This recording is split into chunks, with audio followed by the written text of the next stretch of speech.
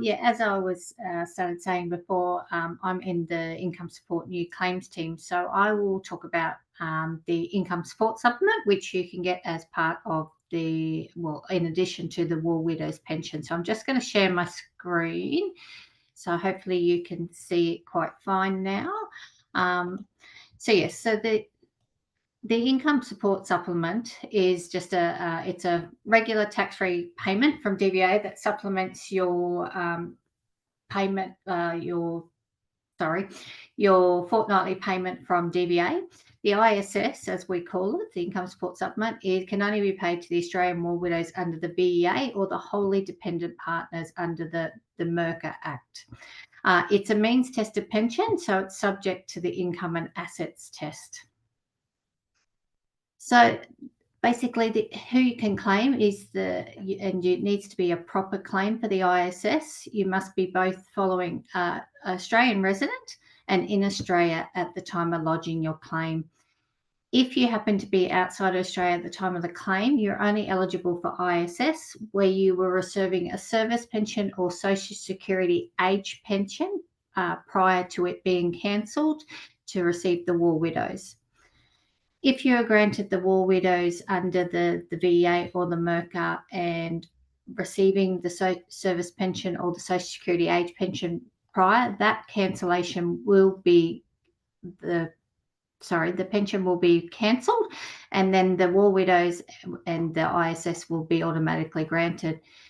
If you don't have an automatic grant of the ISS, you can put in a lodgement for it. You'll receive a letter listing the income and assets used in calculating the amount of your ISS when it is granted. And if your income and assets differ to what's those advised, because we use what is currently held by the department, you should advise DVA within 14 days or 28 days if you're overseas. You cannot receive both the ISS and a service pension or Social Security age pension or any other Social Security pension or benefit. You can, however, receive family tax benefit or childcare benefit from Services Australia if you are eligible. The current amount of ISS payable to both singles and members of a couple is currently $347.60 per fortnight. The maximum rate of the ISS is indexed every March and September of each year. So the amount you receive depends on your income and your assets and whether you're partnered or single. Now, the ISS is means tested, but some widowers can receive the full rate. What counts as an income and assets? So basically income can be pensions from Centrelink or other countries. You got your superannuation, so like your DFRDB, MSBS, ComSuper, bank interest, shares. Assets can include property other than your principal home and your savings, vehicles, investments. It can be that if you are classified by an ophthalmologist as permanently blind, you can receive the maximum rate of ISS regardless of your income and assets. However, just been noted that if you were to move into residential aged care, your income would be considered for calculating the fees that you would pay there.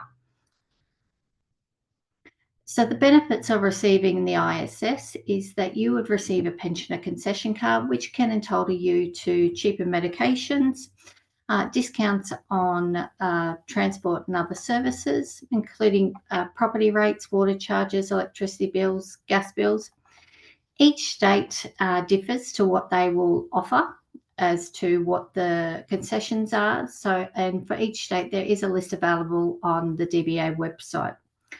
There is also, if you are renting, you may be eligible for rent assistance depending on how much rent you are paying and whether it is government rental.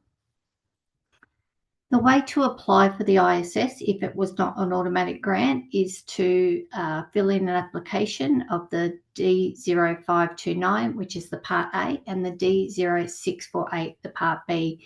We do need both parts completed completely, as Part A talks about all your information, and the Part B is the income and assets. You can also lodge by ringing the 1-800 veteran number and asking for forms to be sent out. or visiting a DVA office and they can provide them to you.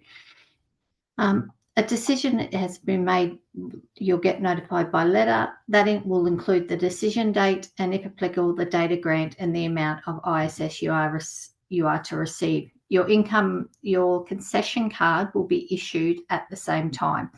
That can normally take up to 14 days to arrive, depending on Australia Post. Your ISS may be backdated to the grant of your War Widows or wholly dependent partner payment, or negotiated to commence from the date your Social Security payment or benefits ceased, or if it's cancelled as a result of the commencement of the War Widows.